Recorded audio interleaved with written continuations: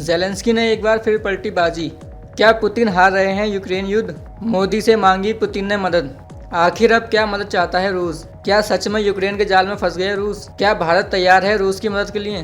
दोस्तों, यूक्रेन युद्ध के बीच रूस भयंकर संकट में फंस गया है और वह भारत की मदद पाना चाहता है। अगर भारत ने रूस की मदद ना की तो यूक्रेन युद्ध निश्चित तौर पर हार जाएगा। दोस्तों, यूक्रेन युद्ध शुरू होने के बाद रूस के लिए मुसीबत कम होने का नाम नहीं ले रही, लेकिन व्लादिमीर पुतिन अपनी जीत पर अड़े हुए हैं और इसी वजह से वे दलदल में फंसते जा रहे हैं।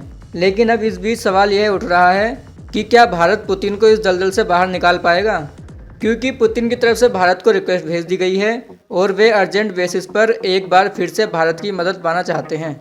यूक्रेन में पिछले एक साल से जंग लड़ रहे रूस के सामने यह अब तक का सबसे बड़ा संकट माना जा रहा है, जिसे सिर्फ भारत ही सोल्व कर सकता है। इस संकट से पार पाने के लिए चीन भी रूस की मदद नहीं कर सकता, जिसका मुख्य कारण हम आपको वीडियो में आगे बताएंगे।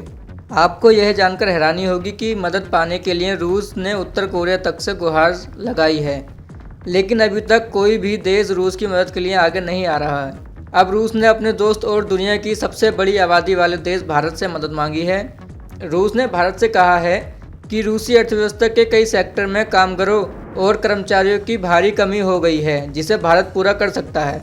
रूस ने कहा कि अब भारतीय प्रवासियों को देश में काम करने के लिए आकर्षित करने का प्रयास किया जा रहा है, जिसके बाद से सवाल यह उठ रहा है कि क्या भारत से रूस गए हुए लोगों को पुतिन सेना में भर्ती करने वाले हैं।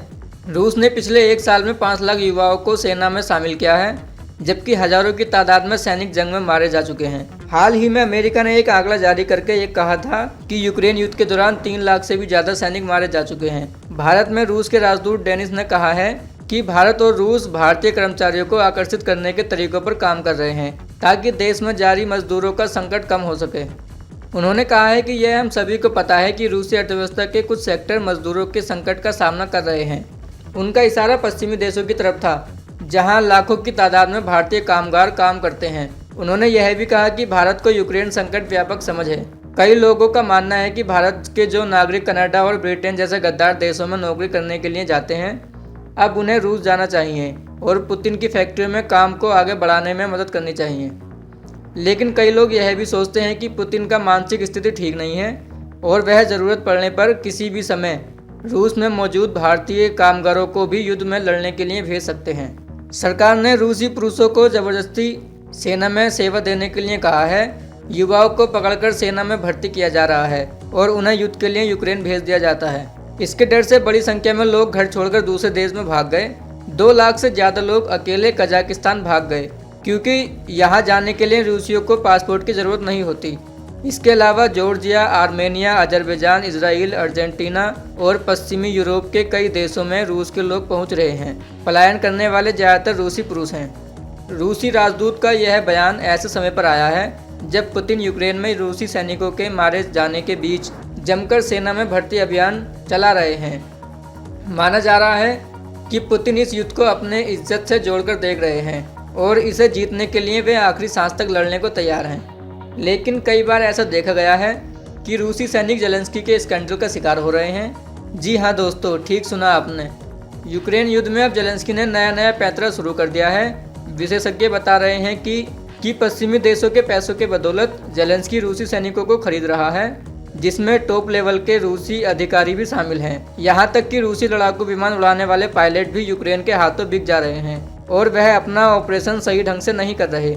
इसी की वजह से पुतिन को इफेक्टिव सैनिक नहीं मिल पा रहे हैं जो युद्ध में यूक्रेन के सैनिकों का मुकाबला कर सकें। पुतिन के पास जो सैनिक मौजूद हैं उनके पास आत्मविश्वास की भारी कमी है और वह बिना मन के युद्ध लड़ रहे हैं। उनमें ज़्यादातर सैनिक देश छोड़कर भागने को मजबूर हो रहे हैं। पुरुषों के रूस छोड़ने के कारण कई शहर खाली हो गए हैं। इससे आर्थिक तौर पर भी रूस को काफ़ी नुकसान पहुंचा है। कई व्यवसाय और कारोबार पूरी तरह से ठप हो गए हैं। मंदी की हालत हो गई है। होटल, रेस्टोरेंट, मॉल व अन्य व्यावसायिक गतिविधियों में 30 से 35% की कमी आई है। कॉमसेंट अखबार के अनुसार रूस के सबसे बड़े ऋणदाता बैंक ने अकेले सितंबर में 529 शाखाएं बंद कर दी। कई डाउनटाउन स्टोर फ्रंट खाली हैं। आज पुतिन के सामने कोई भी रूस में विपक्षी पार्टी नहीं है। इसी वजह से वह अपनी मनमानी करते हुए किसी को भी जबरन सैनिक बनाकर शहीद होने के लिए यूक्रेन बॉर्डर पर भेज दे रहे हैं। यह सब देखते हुए रूस के अंदर आज एक आम इंसान बेहद डरा हुआ है। और वह अपने देश में सुरक्षित महसूस नहीं कर रहा। यही नहीं, यूक्रेन जंग की वजह से हजारों की तादाद में लोगों को अन्य क्षेत्रों से हटाकर सेना से जुड़े कामों में लगाया गया है। जी हाँ दोस्तों, जो लोग पहले washing machine, TV, fridge, AC बनाने का काम करते थे, अब वे सभी रूस के हथियार मार्केट में काम कर रहे हैं, जिसकी वजह से देश में पूरी तरह से अर्थव्यवस्था चरमराते जा रही है। इससे देश में मजदूरों का गंभीर संकट पैदा हो गया है। ब्लूमबर्ग की रिपोर्ट के मुताबिक पिछले साल कुल 4 लाख अतिरिक्त सैनिक को रूसी सेना में जबरन शामिल किया गया है। यह बढ़ोतरी तब हुई जब पुतिन ने द्वितीय विश्व युद्ध के बाद पहली बार 3 लाख रिजर्व सैनिकों को सेवा के लिए बुलाया। यूरोप के विशेषज्ञ बताते हैं कि पुतिन दिन रात शराब के नशे में गर्लफ्रेंड के साथ सोए रहते हैं।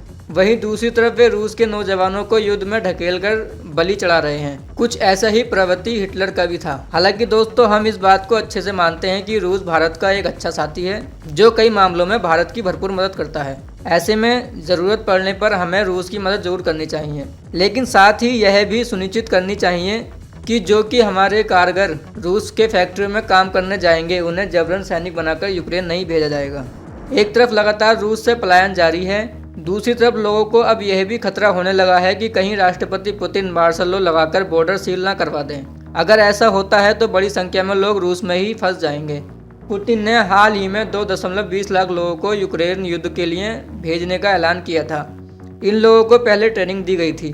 पुतिन पहले ही रूस की सेना को 11,50,000 से बढ़ाकर 15 लाख करने की योजना को मंजूरी दे चुके हैं, जो अपने आप में हैरान करने वाला आंकड़ा है। जानकारी और कंपैरिजन के लिए आपको बता दें कि इंडियन आर्मी में फ़िलहाल 13,50,000 सक्रिय सैनिक हैं। वहीं ये संख्या चीन में 22,85,000 है। वहीं अमेरिका की सक्रिय सैनिक की बात की जाए तो वहाँ ये संख्या 14,77,000 है, जबकि रूस में ये संख्या 12 लाख है, जो अब बढ़कर 15 लाख के पार हो जाएगी। रूस की योजना साल 2026 तक इतने सैनिकों को शामिल करने की है। जाहिर सी बात है कि पुतिन के इस प्लान को देखकर रूस के युवा अब रूस में रहना पसंद नहीं कर रहे। वे सभी अपना घर-बार छोड़कर दूसरे देशों में शिफ्ट होने को मजबूर हो गए। इससे रूस के फैक्ट्रियों में काम करने वालों की तादाद में भारी गिरावट आई है। कामगारों की संख्या में भारी कमी की वजह से रूस अपनी अर्थव्यवस्था में उत्पादन को नहीं बढ़ा पा रहा, जिसकी वजह से डिमांड और सप्लाई बुरी तरह ठप पड़ गया है। इस जंग की वजह से पुरुष कामगारों की संख्या में भारी कमी हुई है। रूस अब इस कमी को भारतीय कामगारों की मदद से पूरा करना चाहता है, लेकिन अब भारत सरकार रूस में कामगारों को भेज रही है या नहीं, यह देखना दिलचस्प होगा। वैसे दोस्तों, आपकी क्या राय है? क्या इस मामले में रूस की मदद करनी चाहिए या नहीं? आप अपनी राय कमेंट बॉक्स में लिखकर अवश्य बताएं। धन्यवाद।